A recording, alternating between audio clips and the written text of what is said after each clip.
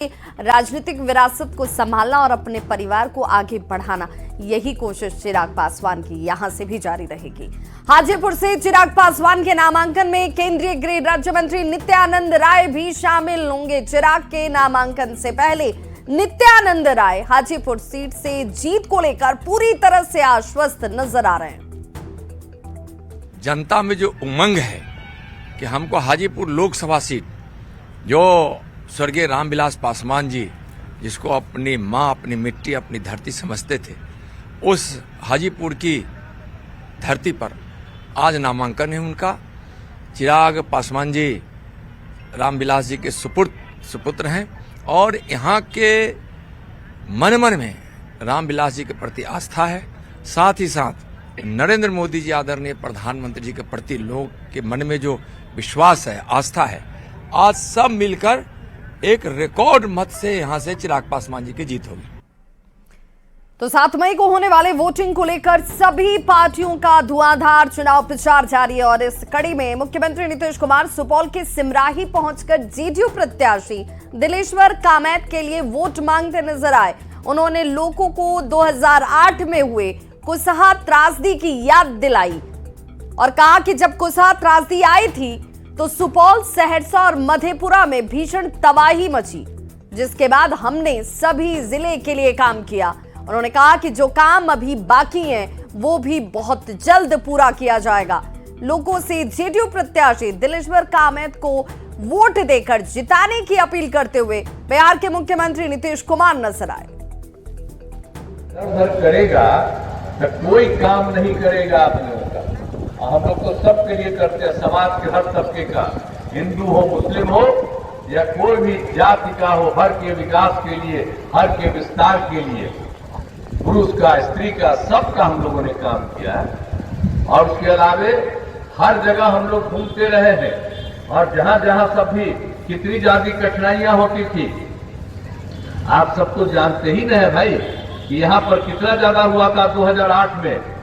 आप जानते हैं जो भी कोसी नदी का बांध टूटने से भीषण बाढ़ आई थी, तो पूरे इलाके में तीनों जिला में हम लोग घूम रहे थे, सहरसा, सुपौल, मधेपुरा, और उसके लिए हम लोगों ने काम करना शुरू किया। तो पाटलिपुत्र लोकसभा सीट से आरजेडी उम्मीदवार मीसा भारती ने प्रधानमंत्री नरेंद्र मोदी पर एक बार फिर से निशाना साधा है। पटना के बेटा में आयोजित महागठबंधन की सभा को संबोधित करते हुए मीसा भारती ने केंद्र की अग्निवीर योजना पर सवाल उठाया और कहा कि देश का 75 साल का प्रधानमंत्री एक और मौका मांग रहा है और नौजवानों को 4 साल में रिटायर कर घर बैठा रहा है।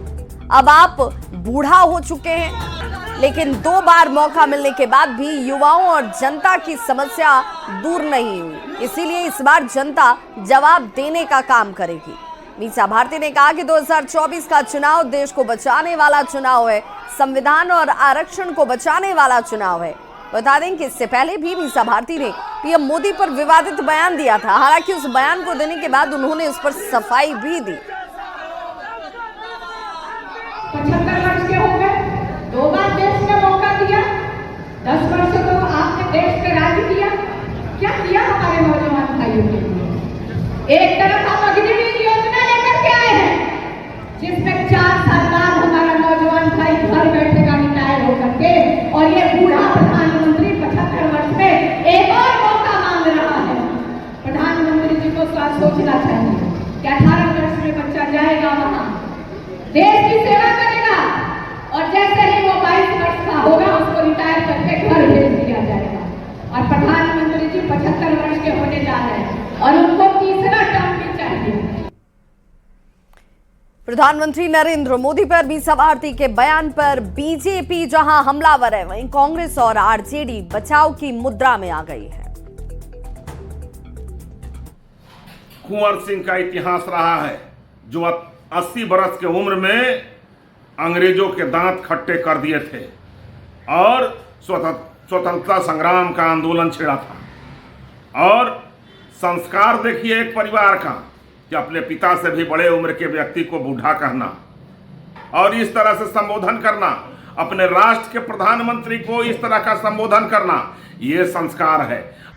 आदरणीय प्रधानमंत्री जी 10 वर्षों से सत्ता में हैं।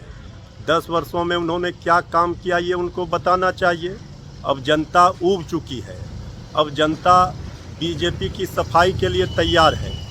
जनता ने 2 बार दिया मौका, लेकिन काम करने के बदले ये तो पूंजीपतियों का घर भरने लगे। देश के युवा लोगों ने मोदी जी को 2014-2019 में 2 बार मौके दिए, पर दोनों बार उन्होंने युवाओं को ठगा, गृहिणियों को ठगा, महंगाई देके किसानों को ठगा, काले कानून बना के उनके एमएसपी रेट नहीं देके, और देश के प्रधानमंत्री शारीरिक मन से अनर्गल बातें करते हैं, झूठ बोलते हैं, मटन की बात करते हैं, आप मंगलसूत्र की बात करते हैं। ये कैसे देश के प्रधानमंत्री हो सकता है? बढ़ती उम्र का ये तगाजा हो तो और चलिए अब आपको सीधे लिए चलते हैं